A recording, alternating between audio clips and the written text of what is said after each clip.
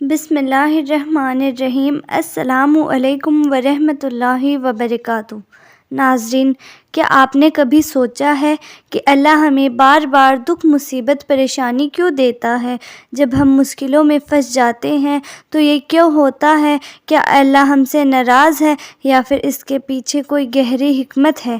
انسانی زندگی ہمیشہ ایک جیسی نہیں رہتی، کبھی خوشی تو کبھی غم، کبھی تنگی تو کبھی آزمائش، لیکن ایک سچے مومن کا ایمان اس بات پر ہوتا ہے کہ ہر حال میں اللہ تعالیٰ کی مرضی شامل ہے۔ ہر مصیبت، ہر پریشانی اور ہر آزمائش میں کوئی نہ کوئی حکمت ضرور ہوتی ہے۔ اللہ تعالیٰ قرآن میں فرماتا ہے، اور ہم تمہیں ضرور آزمائیں گے، کچھ ڈر، بھوک، مال، جان اور پھلوں کی کمی سے۔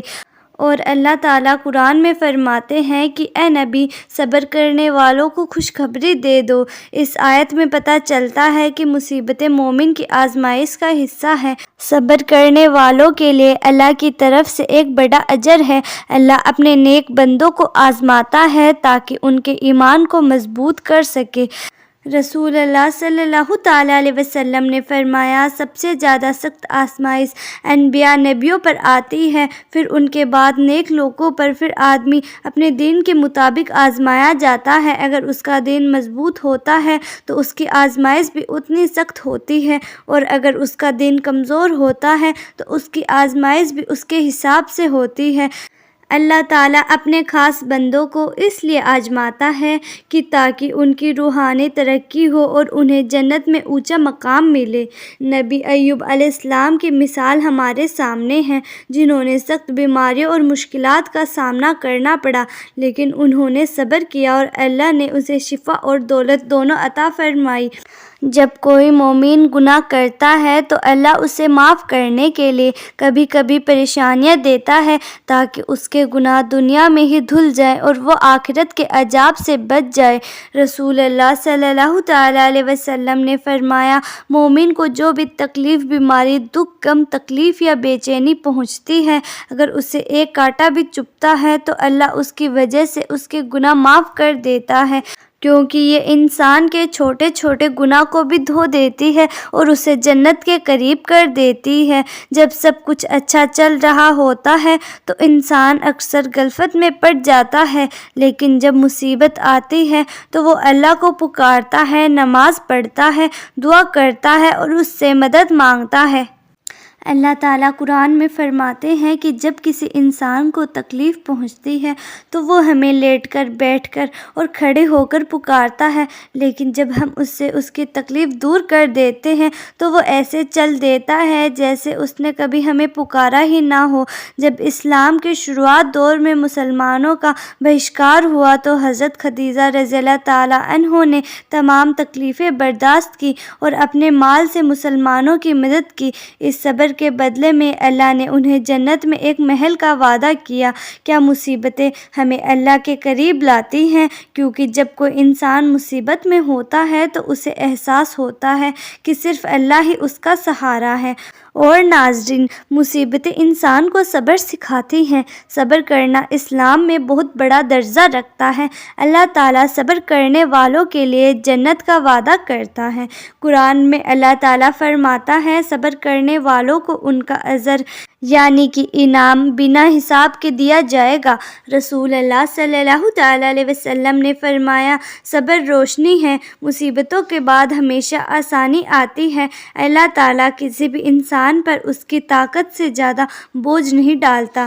میرے پیارے بھائیوں اور بہنوں، قرآن میں اللہ تعالیٰ فرماتے ہیں، اللہ کسی جان پر اس کی طاقت سے زیادہ بوجھ نہیں ڈالتا، اور اللہ تعالیٰ نے یہ بھی وعدہ کیا ہے، بے شک ہر مشکل کے ساتھ آسانیاں ہیں۔ اور ناظرین، بہت سے لوگ یہ بھی سوال کرتے ہیں کہ ہمیں امید کیوں نہیں چھوڑنی چاہیے؟ اس کا جواب ہے، کیونکہ ہر مشکل کے بعد راحت آتی ہے۔ حضرت ایوب علیہ السلام ایک امیر اور نیک نبی تھے، لیکن اللہ نے ان کی آزمائش کے لیے انہیں بیماری میں مبتلا کر دیا، ان کی دولت اور اولاد چھین لی گئی، مگر انہوں نے صبر کیا اور کبھی اللہ سے شکوہ نہیں کیا۔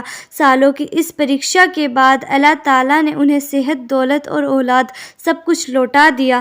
اور کیا آپ جانتے ہیں جب رسول اللہ صلی اللہ تعالیٰ علیہ وسلم اسلام کی تبلیغ کے لیے طائف گئے تو وہاں کے لوگوں نے ان پر پتھر برسائے جس سے آپ کا بدن لاحوف ہو گیا، لیکن اس کے باوجود آپ نے صبر کیا اور دعا کی، اے اللہ ان لوگوں کو ہدایت دے کیونکہ یہ نہیں جانتے۔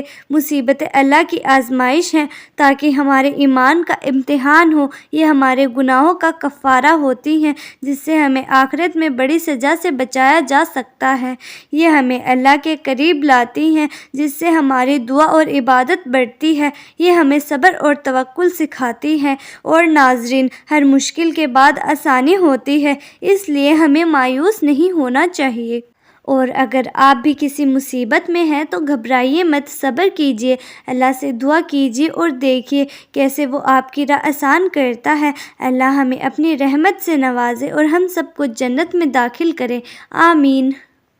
اور میری دعا آپ لوگوں کے ساتھ ہمیشہ ہے کہ میں دعا کرتی ہوں کہ اللہ آپ سب کو نیک ہدایت دے، میرے پیارے نبی کی سنتوں پر عمل کرنے کی توفیق عطا فرمائے، جو بے اولاد ہیں انہیں اولاد سے نوازے۔ یا اللہ تو سب کی مصیبتیں آسان کر، سب کے رزق میں برکت بھیج اور سب کی تندرستی عطا کر، آمین۔ تو ناظرین امید کرتی ہوں کہ آپ کو ہماری آج کی ویڈیو پسند آئی ہوگی۔ اگر آج کی ویڈیو پسند آئی ہے تو آپ سے گزارش یہی ہے کہ ویڈیو کو لائک کریں اور زیادہ سے زیادہ لوگوں تک شیئر کریں تاکہ یہ پیاری سی ویڈیو زیادہ سے زیادہ لوگوں تک پہنچ سکے اور سبھی لوگوں کو صبر کرنے کی توفیق مل سکے۔